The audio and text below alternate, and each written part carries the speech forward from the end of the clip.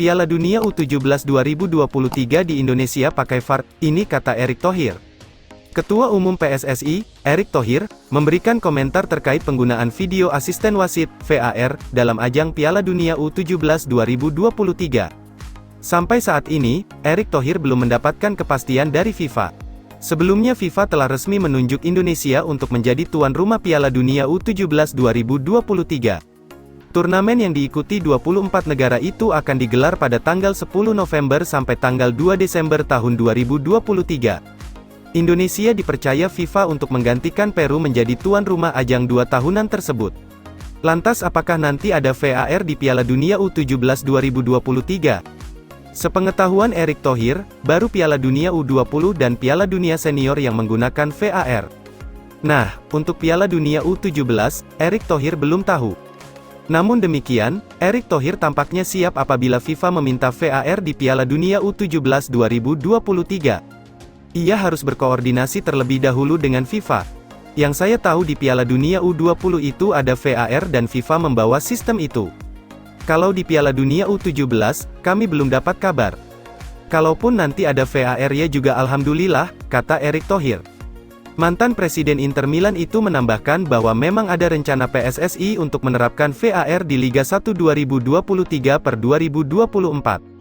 Kemungkinan besar VAR baru beroperasi pada putaran kedua Liga 1 2023/2024. Sejauh ini PSSI telah meminta PT Liga Indonesia Baru, LIB, untuk menyampaikan rencana VAR kepada 18 klub Liga 1 2023/2024.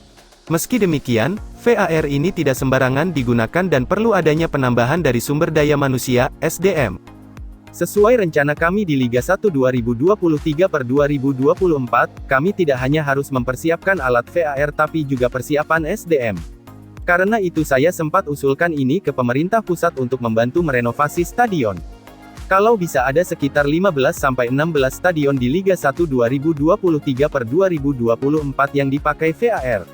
Ini bisa juga menjadi prioritas yang direnovasi karena permintaan untuk pengadaan VAR itu kan tidak berat supaya VAR bisa berjalan optimal, tutup Erick Thohir.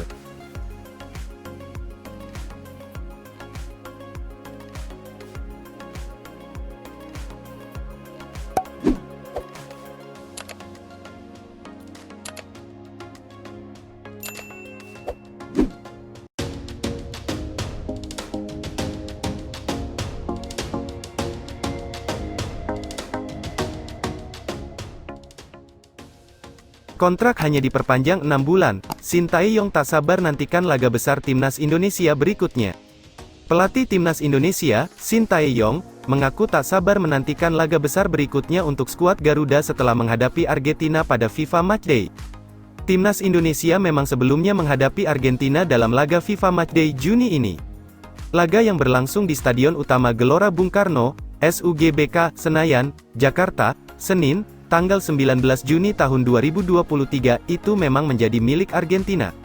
Sebab tim asuhan Sintayong harus menelan kekalahan 0-2 dari Argentina. Meski tim Merah Putih menelan kekalahan dari Argentina, pelatih asal Korea Selatan tersebut cukup puas dengan penampilan anak asuhnya. Ia menilai Asnawi Mangkualam dan kawan-kawan telah menunjukkan penampilan terbaiknya melawan tim juara Piala Dunia 2022. Bahkan mental skuad Garuda dinilai mengalami peningkatan saat melawan tim peringkat 1 dunia tersebut. Namun, setelah mendampingi tim Merah Putih menghadapi Argentina, Sintayong pun mengaku tak sabar ingin bisa mendampingi Timnas Indonesia dalam laga besar berikutnya. Padahal pelatih berusia 53 tahun tersebut tak memiliki sisa waktu banyak dalam menukangi Timnas Indonesia. Mantan pelatih Timnas Korea Selatan tersebut sebenarnya kontraknya akan habis pada Desember tahun 2023. Akan tetapi, karena Timnas Indonesia akan tampil di Piala Asia 23 yang berlangsung di Qatar, pada Januari-Februari tahun 2024. Ketua Umum PSSI, Erick Thohir pun memperpanjang kontrak Sintayong menjadi jangka pendek. Kontrak tersebut hanya diperpanjang selama 6 bulan. Hal ini karena Timnas Indonesia akan tampil di ajang Piala Asia dan juga kualifikasi Piala Dunia 2026 zona Asia. Untuk itu kontrak jangka pendek diberikan dengan harapan Timnas Indonesia bisa melakukan persiapan dengan baik. Namun, walaupun kontraknya tersisa tak begitu banyak, Sintayong ternyata masih berharap bisa mendampingi timnas Indonesia dalam menjalani pertandingan besar tahun depan. Seperti diketahui, PSSI memang mengaku siap mendatangkan tim-tim besar seperti Argentina setiap tahunnya. Meski belum diketahui kapan tepatnya timnas akan menghadapi tim besar lagi. Akan tetapi, Sintayong mengaku siap menunggu laga besar tersebut pada tahun depan. Padahal ia hanya memiliki kontrak jangka pendek selama 6 bulan. Apabila sesuai kemungkinan kontrak Sintayong benar-benar berakhir bersama timnas Indonesia pada Juni tahun 2024. Melihat situasi itu, bisa saja laga Big Match timnas Indonesia digelar setelah Sintayong berakhir kontraknya. Namun, sepertinya itu tak berpengaruh banyak buat pelatih asal negeri ginseng tersebut. Menunggu Big Match tahun depan, tulis Sintayong sebagaimana dikutip dari Instagram pribadinya. Lebih lanjut, Sintayong mengaku ingin bisa merasakan ada pertandingan besar lagi ke depannya karena memang memiliki pengaruh besar untuk tim. Pria yang akrab disapa STY itu mengaku bahwa pertandingan melawan Argentina membuat para pemain timnas Indonesia menunjukkan levelnya. Bahkan dengan melawan tim berpengalaman seperti Argentina membuat Marcelino Ferdinand dan kawan-kawan semakin meningkat. Para pemain mendapatkan pengalaman bagus dan tentu ini bisa menjadi modal baik ke depannya. Apalagi skuad Garuda diharapkan bisa berbicara banyak di ajang internasional ke depannya. Pertandingan melawan Argentina kali ini menjadi bantuan besar dari segi pengalaman bagi para pemain kita, lanjut STY. Sekadar informasi, timnas Indonesia memang bakal menjalani ajang kualifikasi Piala Dunia 2026 zona Asia, untuk babak kualifikasi pertama bakal berlangsung pada 9-17 Oktober tahun 2023, kemudian apabila tim asuhan STY lolos, mereka berhak tampil di kualifikasi Piala Dunia putaran kedua pada 16-21 November tahun 2023. Setelah itu, timnas bakal langsung fokus ke Piala Asia 2023 yang bakal berlangsung pada 12 Januari-10 Februari tahun 2024.